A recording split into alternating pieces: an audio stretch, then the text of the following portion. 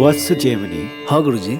सुमंता जी गुरुजी। पहल कतऽ छथि? दुर्वादल संग्रह करे गेल छथि, ओहो जल्दिए एता गुरुजी।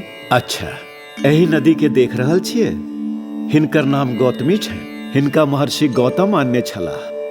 हिनक जन्म स्थान नासिकक त्रयंबक क्षेत्र में छनि। गुरुजी, की एहि नदी के दक्षिण के गंगा सेहो कहल जाइत छै? हाँ वत्स, जेना काशी के गंगा प्रसिद्ध अछि, तहिना ई नदी सेहो बहुत प्रसिद्ध अछि। गुरुजी, एकरा दक्षिण गामी गोदावरी सेहो कहल जाइ छै ने? कहल जाइ छै जे एही में स्नान केला सँ सब पाप कटित भ जाइ छै। अनेको ऋषि मुनि एही गंगा में स्नान क मोक्ष प्राप्त केने छै।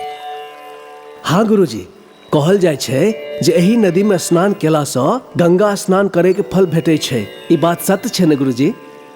अहाँ जे कहलहुँ से सत्य अछि। महर्षि गौतम एहि नदीक बहुत आदर करैत छलाह।